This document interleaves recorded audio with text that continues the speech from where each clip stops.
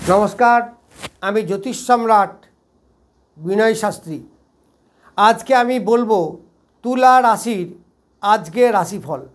आज 13 बैशाख 1432 साल रविवार 27 एप्रिल 2025। सूर्योदय 5टा बेजे 10 मिनट हुए 57 सेकेंड, सूर्यास्त 5टा बेजे 57 मिनट 43 सेकेंड। तिथि कृष्णपक्ष अमावस्या।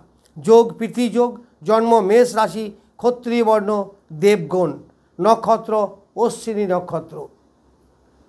प्रथमे स्वास्थ्येर कथा बोलते गेले लग्नपति शुक्र षष्ठे बसे आछे, आबार संगे राहु, आबार संगे शनि।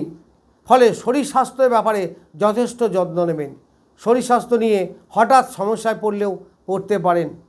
आपनादेर शौखिनता বিলাসিতায় একটু বাধার সৃষ্টি হবে। কখনো কখনো মন বেশি উদ্বিগ্ন হতে পারে। অর্থ উপার্জনের কথা বলতে গেলে অর্থ উপার্জন হবে। অর্থ কিছু সেভিংস হওয়ারও যোগ আছে। পরিবার নিয়ে বেশ সুখে শান্তিতে থাকতে পারবেন। পরিবার নিয়ে সেরকম সমস্যা হবে না। কথার মাধ্যমে লাভ হতে পারে, অর্থ আসতে পারে। যারা এজেন্সি ব্যবসা করেন তাদের বেশ উন্নতি হবে, তবে শরীরের ব্যাপারে একটু সাবধান হবে। তৃতীয় শনির দৃষ্টি থাকার জন্য ভাই বোনদের সঙ্গে মতপার্থক্য কিন্তু হলেও হতে পারে, সেদিকে সাবধান হবে। একটু অলসতা বৃদ্ধি হতে পারে, প্রচেষ্টায় ব্যাঘাত সৃষ্টি হতে পারে। কমিউনিকেশন, কাছাকাছি কমিউনিকেশন ভালো হবে না, তবে দূর কমিউনিকেশন হলে সেটা ভালো হতে পারে। কর্মের ব্যাপারে সুযোগ বৃদ্ধি হতে পারে। চতুর্থে বৃহস্পতি এবং মঙ্গলের দৃষ্টি, ফলে মায়ের শরীর স্বাস্থ্য বেশ ভালো যাবে। মন মেজাজ আপনাদের বেশ ভালো থাকবে। অর্থ উপার্জন সেখানে ভালো হবে। অর্থের আগমনের জন্য মনের শান্তি হবে। যারা স্টুডেন্ট তাদের পড়াশোনায় মনোনিবেশ বেশ বাড়বে। যাদের রেজাল্ট বেরোতে পারে তাদের রেজাল্ট ভালো হওয়ার সম্ভাবনা যথেষ্ট বেশি। এইবার পঞ্চমে আপনার মঙ্গলের অষ্টম দৃষ্টি, ফলে ডিসিশন নেবেন একটু চিন্তা ভাবনা করে। প্রেমের ব্যাপারে সেরকম সমস্যা হবে না, বরং অ্যাটাচমেন্ট বৃদ্ধি পাবে, আকর্ষণ বাড়বে। তবে এই পঞ্চমপতি ষষ্ঠে গিয়ে বসেছে রাহুকে নিয়ে, ফলে একটু সমস্যা যে আসবে না এটা একেবারেই বলা যাচ্ছে না।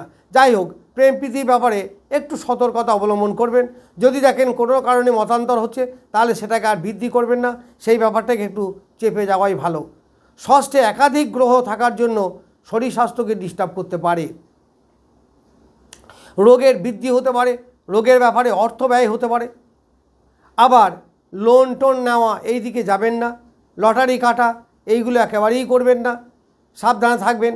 কোনো শত্রুতার উৎপাতে ঝগড়া ঝামেলা বাড়তে পারে, শত্রু থেকে একটু সাবধান হবেন।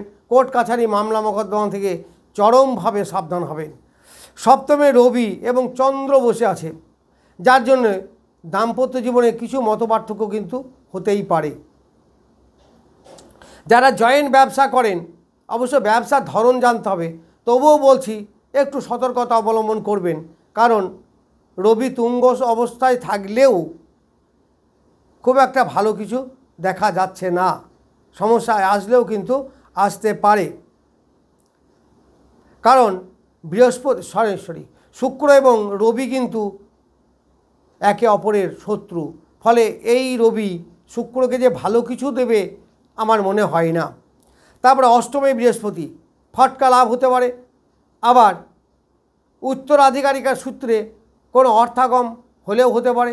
শরীর স্বাস্থ্য ব্যাপারে কিছুটা উন্নতি লাভ করতেও পারে, কারণ প্রথমেই বলেছি লগ্ন এবং ষষ্ঠ থেকে শরীরের অবস্থা ভালো নয়, তবে মেজর কিছু হয়তো নাও ঘটতে পারে।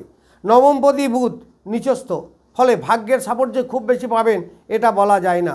তবে নবমপতি এবং লগ্নপতি ষষ্ঠে বসে আছে। রাজযোগ হলেও জায়গাটা কিন্তু ষষ্ঠ জায়গা, ফলে এখানে যে খুব একটা ভালো হবে বলা যায় না। পিতার শরীর স্বাস্থ্য ব্যাপারে যথেষ্ট সাবধান হবেন। দশমে মঙ্গল এবং দশমপতি সপ্তমে, ফলে ব্যবসার মাধ্যমে আয় উপার্জন বৃদ্ধি আপনার পাবে। যারা জলজ ব্যবসা করেন, যারা এজেন্সি ব্যবসা করেন, যারা সামাজিক ব্যবসা করেন, পাবলিক ডিলিংস করেন, তাদের পক্ষে বেশ ভালো। এই ব্যাপারে তাদের আয় উপার্জন কিন্তু বৃদ্ধি পাবে। একাদশপতি রবি সপ্তমে বসে আছে।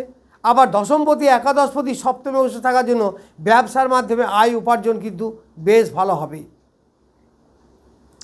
ব্যবসার মাধ্যমে যশ খ্যাতি ইত্যাদি বৃদ্ধিও হতে পারে। দ্বাদশে বসে আছে কেতু, ফলে দাম্পত্যে শয্যা সুখের একটু সমস্যা দেখা দেবে। এখানে বৃহস্পতির দৃষ্টি থাকার জন্য কিছুটা হয়তো আটকাবে, কিন্তু এখানে শনির দৃষ্টি, রাহুর দৃষ্টি এতগুলো থাকার জন্য হসপিটালাইজেশন, জেল জরিমানা ইত্যাদি সম্ভাবনা কিন্তু চরম আছে। তবে বৃহস্পতির দৃষ্টি সেটা আটকাবে, তবুও আমি বলবো একটু সতর্কতা থাকাই উচিত। খরচ যা করবেন অবশ্যই চিন্তা ভাবনা করে করবেন, কারণ যথেষ্ট ব্যয় বৃদ্ধি হবে। আবার কোনো উটকো চাপা ঝামেলা যা এতদিন পর্যন্ত চুপচাপ ছিল হঠাৎ সেটা জেগে উঠতে পারে, এই নিয়ে আপনার সমস্যার সৃষ্টি হতে পারে। ফলে এই সব ব্যাপারে যথেষ্ট সতর্কতা অবলম্বন করবেন। যাই, আজ আমি তুলা রাশিফল বললাম। নমস্কার, আজ এই পর্যন্তই।